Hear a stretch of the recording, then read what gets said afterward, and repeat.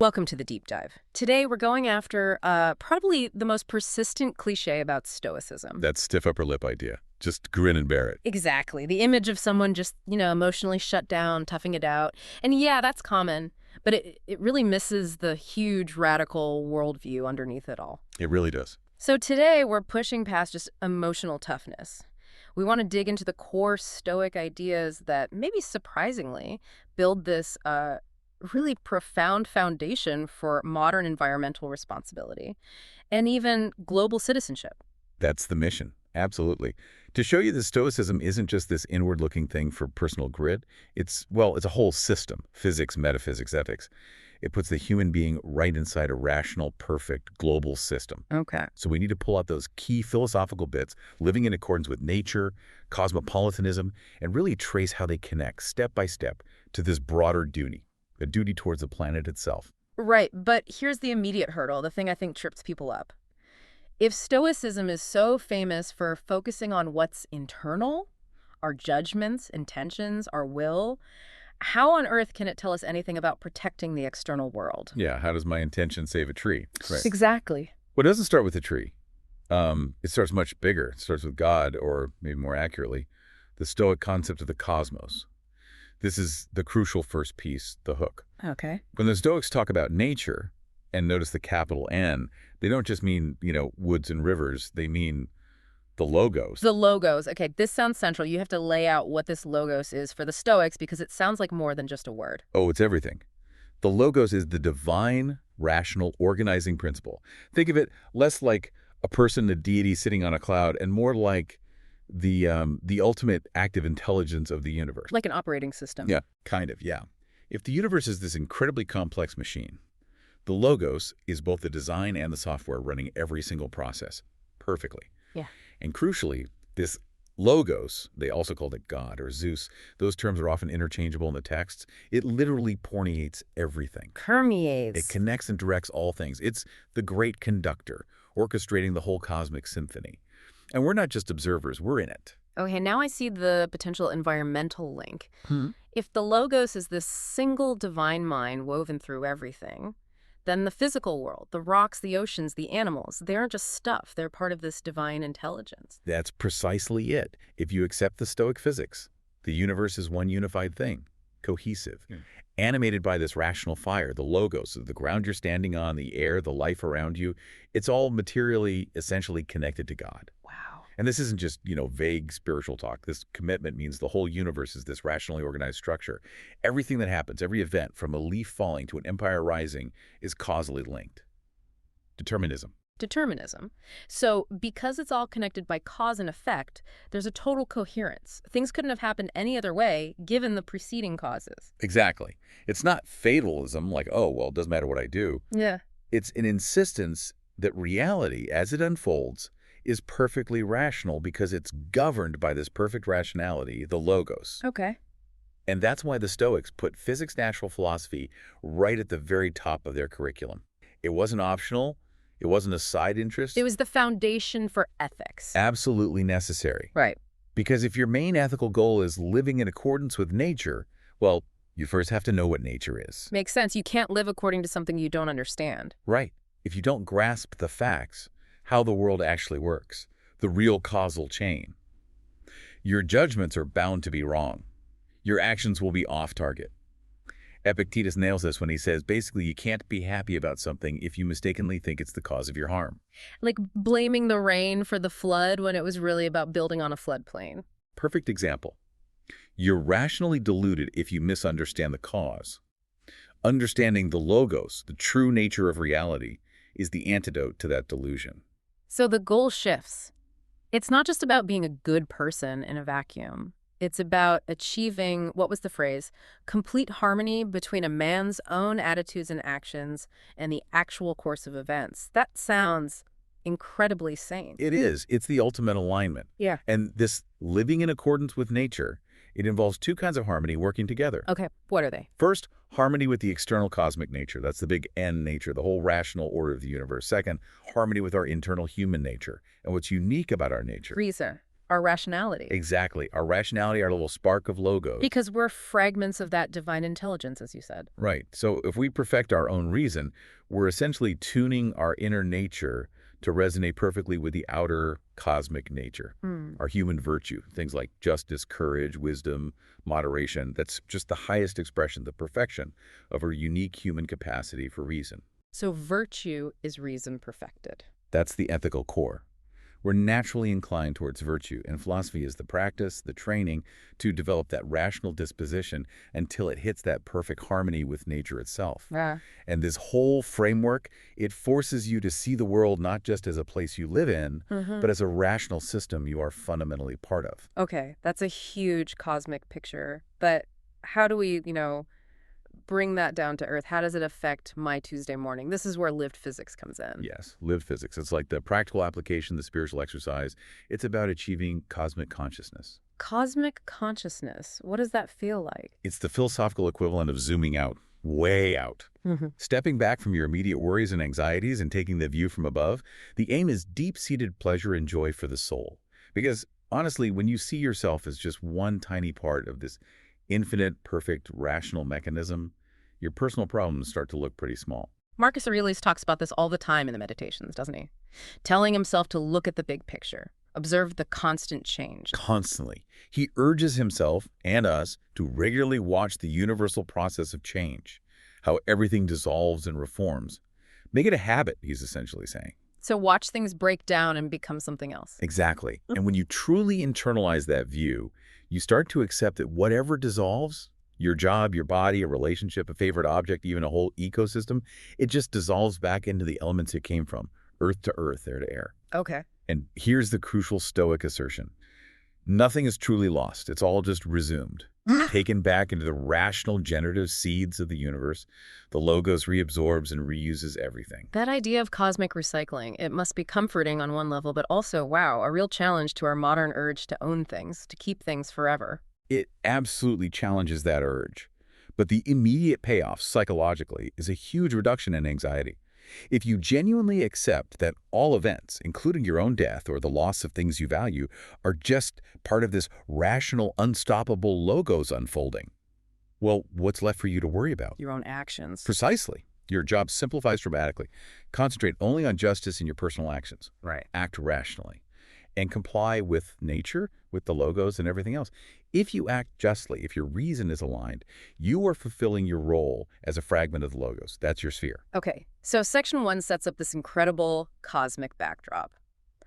We're rational bits of a rational divine universe. If that's the big picture, how does it shape the way we develop relationships and duties towards the people and, well, the stuff around us? It feels like the bridge from inner reason to outer responsibility. It is the bridge. And the concept that builds it is called oikeiosis. It's a key Stoic idea, often translated as appropriation or familiarization or even affiliation. It's basically their natural developmental theory of ethics. Oikeiosis. Okay, how does this development start? Where is the starting point on this journey from self-interest to world interest? It starts where all animals start, with an innate instinct for self-preservation. The first impulse, the Stoics called it. We instinctively value things that help us survive and thrive: health, strength, food, safety. We appropriate these things, make them familiar, see them as ours. Okay, basic survival instinct. But we're not just animals, we have reason. What happens next as we mature? Reason kicks in and refines that instinct. It clarifies it and, crucially, extends it outwards, like ripples in a pond. Ripples. Yeah, the instinct, guided by reason, extends first to those closest to us, our children, parents, partners. And the Stoics were really clear on this. Parental love isn't some irrational emotion you need to suppress. They saw it as a fundamental, universal, natural instinct that reason fully endorses. That's so important to stress. It counters that cold fish stereotype of the Stoic. They aren't rejecting feelings, they're rejecting irrational ones. Rational affection is good. That's exactly right. And the development doesn't stop there. Reason keeps pushing those circles of affection outwards. To extended family, neighbors, fellow citizens, and then, ideally, this is the goal to all other human beings, the whole world. Wow. And as this rational expansion happens, we start to grasp something really profound. We realize that the true good isn't actually the physical well-being or security we valued initially. It's not. No. We start to identify true goodness with the perfection of the very tool that allowed us to extend our concern in the first place. our reason itself, virtue. Ah, so the process of rationally extending care helps us realize that reason itself is the highest value. That's how we start to devalue our own safety or possessions relative to virtue. Precisely. That's the philosophical leverage needed to move from me first thinking to potentially humanity first, or even cosmos first. And this leads directly into cosmopolitanism, Yeah. being a citizen of the world. This is exactly where cosmopolites comes in and finds its philosophical grounding. It's not just a nice sentiment, it's the logical endpoint of rational development. I remember Epictetus connects this idea back to Socrates, right? Yeah. He tells his students to think about their place in the world like a Roman official thinking about their duty to the empire. It's a public service role. It is. It's an active duty within the world administration, which is ultimately governed by the logos. You're asked to view your local identity, your job, your nationality, whatever circumstances you find yourself in, as a specific role or post assigned to you by a higher authority. A logos. The logos, yes. And the expectation is that you play your assigned part justly and rationally. So if I'm truly a citizen of the world, my duty isn't just to my town or my country. It extends everywhere, to everywhere. Everything human, yes. Yeah. It involves recognizing this universal kinship. Marcus Aurelius hammers this home again and again. Yeah. Whatever is rational is akin to thee. Akin, related. Related, which means you have a duty to act in conformity with nature, not just when you're dealing with friends or people you like, but even when dealing with difficult people, people who seem like, as he puts it, plotters and robbers. Because they still possess reason. They're still part of the human community. If they possess reason, yes. They are part of your community, and your duty is to act justly towards them, even if their actions are unjust. This whole engine oikeiosis driving towards cosmopolitanism, it's arguably the only truly coherent philosophical basis for any moral claim that goes beyond your immediate tribe, nation, or even your own species. And underpinning this massive expansion of duty is that core Stoic principle we keep coming back to. Virtue, the perfection of our reason, is the only thing that's truly good. And it's enough for happiness, for eudaimonia. That's the anchor. It has to be immovable. Because if virtue is the sole absolute good, then everything else, all the external stuff like possessions, money, health, reputation, pleasure, even the state of the environment, gets categorized differently. And it's indifferent. Indifferent, yes, relative to virtue. Now, that categorization is radical, especially today. It directly challenges consumer culture, where all those things, wealth, status, experiences, are presented as the source of happiness. The Stoics say, nope, irrelevant to your moral worth. Irrelevant to your eudaimonia. It's the ultimate safeguard. Now, this structure does allow the Stoic to pursue certain external things. They call them preferred indifference. Preferred. Yeah, things like health are generally preferable to sickness, wealth preferable to poverty, because they often provide more opportunities to exercise virtue. They can be useful tools. Okay, so you can aim for them. You can rationally prefer and pursue them. But, and this is the absolute key, the Stoic must never assign them unconditional value. You don't cling to them. So I can try to get a promotion or work towards a healthier lifestyle, but if I don't get the promotion or if I get sick, my fundamental happiness, my eudaimonia, remains untouched. Because my virtue, my rational agency, is still intact. Exactly. Your moral core is independent of external outcomes. This coherence is what prevents the soul-crushing anxiety and frustration that comes from pinning your happiness on things you ultimately don't control. If you don't cling, their loss, which, remember from Section 1, is guaranteed eventually by the natural processes of the logos, doesn't break you. Okay, so if oikeiosis and cosmopolitanism give us the why for broad duty, and virtue as the only good gives us the resilience, how do we actually do it? How do we practice this day to day? This must be where Epictetus's famous distinction comes in, what's in our power versus what's not. The fundamental dichotomy. Yes, this is the practical toolkit. It's the absolute core of Epictetus's teaching. You have to constantly separate what is entirely up to us from what isn't. And what is up to us? Our judgments, our intentions, our opinions, our desires and aversions, basically how we react internally. And crucially, our fundamental moral choice, the faculty Epictetus calls proheresis, volition or will. Proheresis. That term keeps coming up. It sounds like more than just free will. Why is it so central? Epictetus literally called it the portion of God given to us. Yeah. It's our faculty for using mental impressions the way we choose to interpret and respond to the world. It is the only thing, the absolute only thing, over which we have complete, untouchable autonomy. Everything else in Stoic practice flows from recognizing our sovereignty over this one internal domain. Okay, and the flip side, what's not in our power? Pretty much everything else. Our body, its health, its appearance, its eventual decay, our possessions, our reputation, what other people think of us, Yeah. and all external events, the weather, the economy, political outcomes, and yes, vast global issues like climate change or biodiversity loss, all outside our direct control. So if I make my happiness, my sense of well-being depend on any of those things, say, my whole identity is tied up in being wealthy or in single-handedly solving the plastic Yeah, crisis. you've guaranteed frustration. You've basically handed over your eudaimonia, your inner peace, to forces completely outside the one area where the logos actually give you control, your own prohairesis. This brings us right back to that common criticism, though, especially looking at someone like Seneca. He was incredibly rich. How can you genuinely practice indifference to wealth while living in a talus? Isn't that just convenient philosophy? It's the million-dollar question, isn't it? And Seneca tackled it directly. He argued, quite forcefully, that Stoicism demands plain, rational living, yes, but not self-inflicted hardship or penance. It's okay to acquire wealth, even enjoy it, under two strict conditions. Which are? One, you must not harm others to get it or keep it. Your actions must remain virtuous. Two, you must never become psychologically attached to it. You can't cling. So again, it's the attitude, not the bank balance itself. It's entirely the attitude. Seneca's famous line is something like, I shall despise riches equally whether I have them or whether I don't. He aimed to view wealth as a tool, maybe even a useful one, but always as his slave, not as my master. And the real test is, would you compromise your virtue, your integrity, to get or keep the money? If the answer is no, then maybe you're genuinely indifferent in the Stoic sense. That's the acid test. And this applies to other indifference too. The Stoic isn't negligent. You don't deliberately seek out sickness if health is an option. Health is the preferred indifferent. You rationally choose health. But if sickness comes anyway, your moral state, your eudaimonia, is unaffected because health was never the source of your well-being. So you act effectively in the world, pursuing preferred outcomes, but you maintain this kind of spiritual detachment from the outcomes, protecting your inner citadel, your prohairesis. Perfectly put. And it's this commitment to duty, anchored in virtue and detached from external outcomes, that allowed historical Stoics to take incredibly brave, principled stands.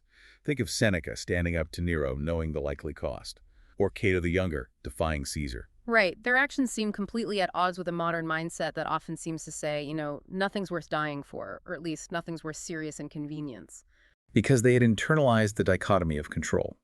The threats that control most people.